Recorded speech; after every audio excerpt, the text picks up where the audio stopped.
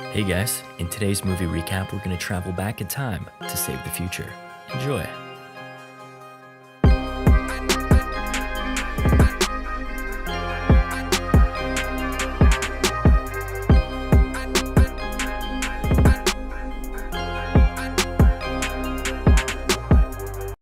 In 2044, the United States has suffered economic collapse, causing severe social decay and growth in organized crime. In addition, a strange mutation has occurred in 10% of the population, giving them minor telekinetic powers, manifested by their ability to float small objects. They are referred to as TKs. 30 years into the future, time travel will have been invented, but is immediately outlawed. However, due to advanced tracking technology, crime bosses turn to time travel to send their targets to the past, the movie's present, to be killed by loopers. The victims have bags over their heads and silver bars strapped to their backs. This cozy job, however, comes at a price. The severe sanctions on time travel mean that crime bosses eventually need to end a looper's contract, and also eliminate any traces of their working relationship. So, they send their older version back to the past to be killed by their younger self, referred to as closing the loop, which each looper must do themselves. They're paid a handsome sum in gold for this. Joe Simmons works for a mafia company in Kansas City as a looper. Joe's boss, Abe, was sent back in time to manage the loopers and also owns a club that Joe frequents. He spends time getting jazzed up with his girlfriend, Susie, a showgirl. Abe also controls the Gatmen, his muscle. Gatmen are so named for their magnum revolvers, which has greater range and accuracy than a looper's blunderbuss shotgun. My kid, cut it out. I'll blow your other foot off. While at the club one evening, another looper announces that he has just closed his loop. The big payoff in gold is reason to party. As Joe continues his work, him and the other loopers begin to notice that loops are being closed at an increasing rate. One night, Seth, Joe's friend and a fellow looper, visits him in a panic, telling him that he was supposed to close his own loop, but couldn't do it. Seth shares that his victim appeared, singing a song his mother had sung to him when he was a baby. Knowing it was his future self, he couldn't kill him. Old Seth tells young Seth about a new crime boss called the Rainmaker, who has commenced a reign of terror in the future. The Gatmen then knock on Joe's door, so he hides Seth in his apartment floor safe. The Gatmen suspect Joe is shielding Seth, so they take him to Abe. Abe makes a deal with Joe. If he gives up Seth, he'll walk free. If he doesn't, they'll take the silver he's been hoarding for his retirement in France. Joe reluctantly gives up Seth. Abe suggests Joe go to China instead of France. I'm from the future. You should go to China. I'm going to France. You're going. Afterwards, we see old Seth attempting to climb a barbed wire fence when he notices old scars appearing on his arm, telling him to be at an address. He ignores this, and then one of his fingers disappears. Shortly after, another finger is gone. Horrifyingly, the tip of his nose is next on the chopping block. Old Seth returns to his car and heads for the address he was given, losing a few more limbs along the way before crawling up to a door. He bangs on a door, and a gun sticks out, immediately shooting him and putting him out of his misery. Behind the shooter, we can see young Seth being operated on while still alive. Joe continues his duties and after each job, visits a diner where he practices his French with one of the waitresses named Beatrix. While waiting to do one job, he is puzzled when the victim is past schedule. When the person does appear, he has no bag over his head. Joe recognizes old Joe as his older self and tries to shoot him. Old Joe spins around and uses the gold on his back to deflect the bullet. He grabs a gold bar and throws it at Joe, then knocks him out with a thudding punch. Joe comes to and finds a note, telling him to hop on a train and get out of town. Instead, Joe returns to his apartment, where he finds the Gatmen searching for him and taking his hard-earned silver. He charges one of the Gatmen, known as Kid Blue, and manages to trap him in the floor safe. Joe shouts to him that he's going to close his loop, but is forced to flee once more, falling from his fire escape and blacking out. We're treated to flashbacks from old Joe's perspective. Joe closes his loop and moves to Shanghai per Abe's advice. We step quickly through the next 30 years and see Joe has a good retirement. However, his continued drug use eats through his funds rather quickly, and he must continue working with local crime gangs to make ends meet, until he meets a beautiful, caring woman who helps him turn his life around. He marries her and settles down. Life is good until the Gatmen come looking for him. They bag him up, tie him up, and prepare to send him back to the past. Though, he manages to slip the restraints, get his hood off, and subdue his attackers. Attaboy. He then jumps into the time machine. We see the previous events unfold and watch old Joe escape in Joe's truck. We watch as his memories begin to alter to reflect young Joe's actions. Instead of fleeing, he returned back to his apartment. Old Joe comes through his backup and takes care of the foes before rescuing young Joe. He drops him off by a train and disappears once more. We see him looking up some cryptic numbers at the library, which turn up 3 pictures of babies and their current whereabouts. Then, letters begin to form on his hand and arm. Old Joe finds himself at a diner. Turns out, the message spelled Beatrix, which is the name of the waitress that Joe practices French with. Old Joe asks young Joe how his French lessons are going, then says in French, When young Joe doesn't understand, old Joe says, Oh, you'll get it eventually. Obviously. Old Joe tells him more about the Rainmaker. He appeared out of nowhere and single-handedly took control of all the major crime syndicates within 6 months. He's responsible for mass executions and vagrant purgings, and he ordered the closing of all loops. Old Joe opens up about his wife and how she's going to save young Joe's corrupt life.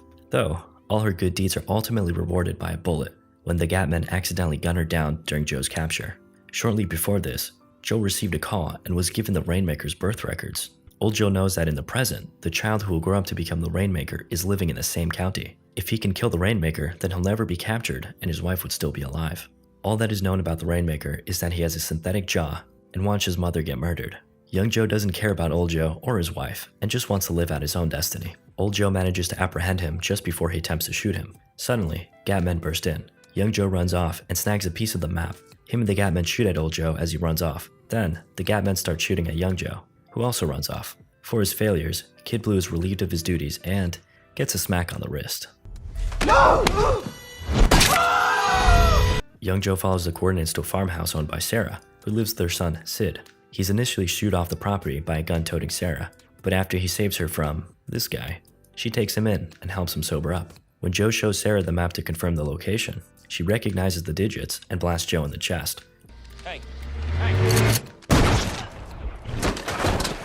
Fortunately, the gun was loaded with rock salt. Joe explains the situation, well, except for the fact that the bad guy is his older self. It turns out Sarah knows a thing or two about loopers, and then she tells him that the numbers are Sid's birthday and hospital number. They agree to work together to stop the old man. Back to Old Joe, we see he's tracked down one of the potential Rainmaker children. Naturally, he kills him, but when he realizes he's still existing in the present, he breaks down crying. He has killed the wrong child. He then heads to another child's place, but hesitates when he realizes it's his old girlfriend's child. Instead of killing the child right away, he watches their apartment. Meanwhile at the farm, Sarah tells Sid to stay away from Joe, but Sid is curious. He befriends Joe and shows him some of his toys. Specifically, one that he beefs up with a bigger battery to act as a transmitter for when the bad guys come by. Joe is very impressed by his smarts.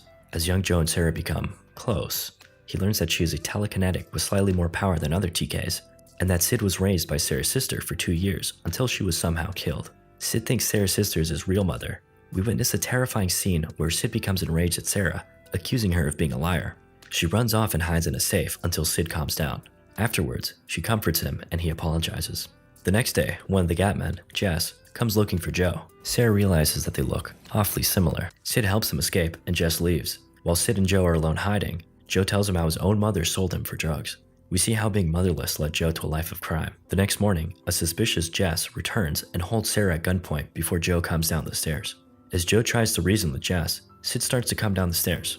Startled by Jess, Sid falls down the stairs and goes into a rage. He lets out a massive telekinetic blast, killing Jess. His blood rains out of his chest. Sid's extraordinary telekinetic abilities confirm to Joe that he is indeed the Rainmaker. He heads into the fields looking for him, but what he finds is just a confused and sad little boy. He comforts him, realizing that all this boy needs is love to set him on the right path. Joe tells Sarah and Sid to flee, surmising that his employers and Old Joe will soon arrive. Meanwhile, in an effort to win over Abe, Kid Blue has tracked Old Joe to Susie's apartment and captures him when he breaks inside to kill the child. Prior to Joe's capture, Abe has been putting together a small army to invade the farm. To his pleasant surprise, Kid Blue pulls up to the compound with Old Joe in hand. All is well and good until... Yep, Old Joe manages to break free and goes on an absolute guns-blazing rampage, killing everyone in sight, including Abe. Though, Kid Blue survives and spots the map before heading out to take his revenge. The two Joes confront each other near the farm. Old Joe offers young Joe the truck full of gold, which he looted from Abe's headquarters, but he refuses. Suddenly, Kid Blue appears, blindsiding young Joe. Things look dire before Joe outsmarts Kid Blue and finally puts an end to his shenanigans. Amidst the chaos, Old Joe has fled in search of Sarah and Sid. The pair are attempting to drive away when Old Joe starts shooting at their truck. Sid wants Sarah to stop the truck, but instead, she steps on the gas, hoping to run him over. Sid gets scared and accidentally flips the truck over with his TK powers. They manage to get out of the truck and flee to the sugarcane field to hide, but Old Joe fires at Sid, grazing his cheek. Sid goes into another rage and uses his blast of TK powers to suspend Sarah and Old Joe in the air. Meanwhile, young Joe's in hot pursuit when he gets blown away by the blast. Sarah manages to calm Sid down, telling him that she loves him and that everything's gonna be okay. Sarah hugs him, and he calls her mom for the first time. Old Joe recovers and grabs his gun, ready to shoot Sid. Sarah tells Sid to run and gets in front, acting as a shield. As young Joe looks on, he suddenly has an epiphany. He sees the path of anger and desperation that old Joe is about to put Sid on. He realizes that by shooting Sarah and wounding Sid, old Joe creates the very thing he's trying to destroy. In order to end this cycle of pain, young Joe turns his gun on himself. Within moments, old Joe disappears. Sarah lovingly puts Sid to bed after bandaging up the wound on his cheek. She then goes back out to the field and notices that the ground around the overturned truck is strewn with gold bars. Hell yeah. She walks over to young Joe's body and takes a moment to stroke his hair. Hey guys, thanks so much for watching. I can see that the community is growing a ton now, and that's all thanks to you guys leaving comments and likes and generally supporting the channel. And it also really keeps me motivated. This is the 4th video of this week, which is a record for me, so thanks again, guys.